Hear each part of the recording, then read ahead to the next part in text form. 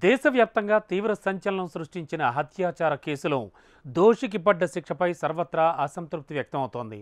సంజయ్ రాయ్కు న్యాయస్థానం యావజ్జీవ కారాగార శిక్షతో సరిపెట్టడం ఏమిటనే విమర్శలొస్తున్నాయి. ఆయనకు మరణశిక్ష విధించాలని మమతా బెనర్జీతో సహా పలువురు డిమాండ్ చేస్తున్నారు. ఈ మేరకు కోల్కతా హైకోర్టును ఆశ్రయించింది బంగాల్ సర్కార్. అటు బాధితురాలి కుటుంబ సభ్యులు కూడా సంజయ్కి విధించిన శిక్షపై అసంతృప్తిని వ్యక్తం చేశారు. 2024 ఆగస్టు 9వ తేదీన కలకత్తాలో జరిగిన దారుణం యావత్ దేశాన్ని షాకింగ్ కు గురిచేసింది.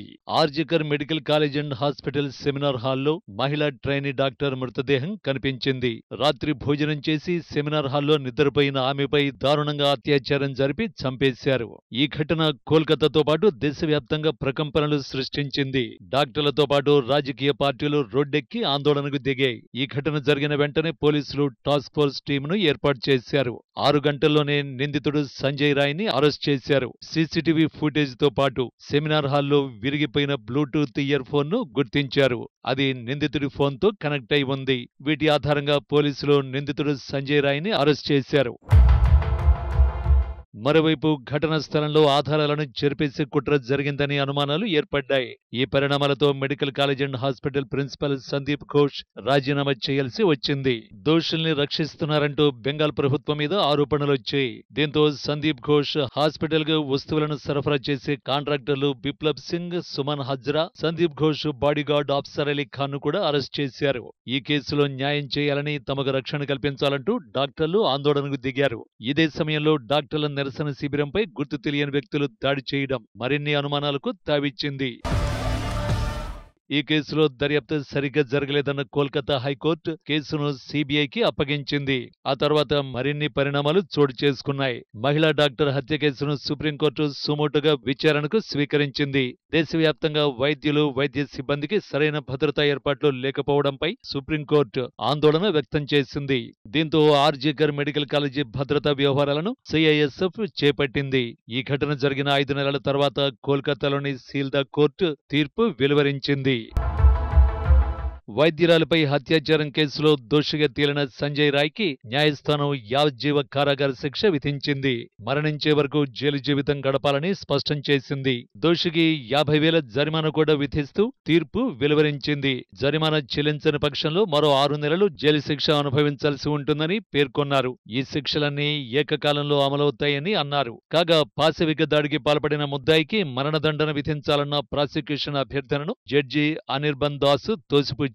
అత్యంత అరుదైన నేరం కేటగిరీలోకి ఇది రాదంటూ యావజ్జీవ శిక్షను సమర్థించుకున్నారు. संजय का जो दोषी साब्यस्त किया था 18 जनवरी 2025 में, जो आज का सीबीआई का चार्जशीट और ट्रायल का बाद आज जो फांसी का जो सवाल उठा था, फांसी नहीं हुआ, उन लोग को आमृत्यु जो कारावास, आमृत्यु जेल उनको हुआ और उसी का साथ साथ फाइन भी हुआ।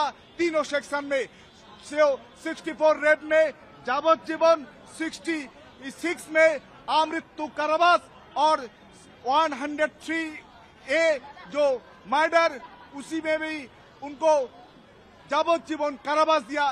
ప్రభుత్వాసుపత్రిలో ఘటన జరిగినందున పశ్చిమ బెంగాల్ ప్రభుత్వం కూడా బాధ్యత వహించాలని జడ్జి అనిర్బన్ దాస్ స్పష్టం చేశారు.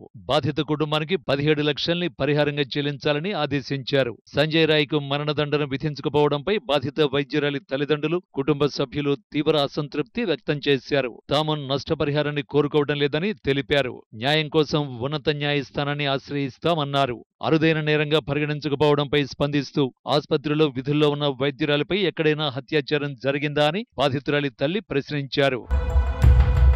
కోర్టు తీర్పుపై దేశవ్యాప్తంగా అసంతృప్తి వ్యక్తమవుతోంది.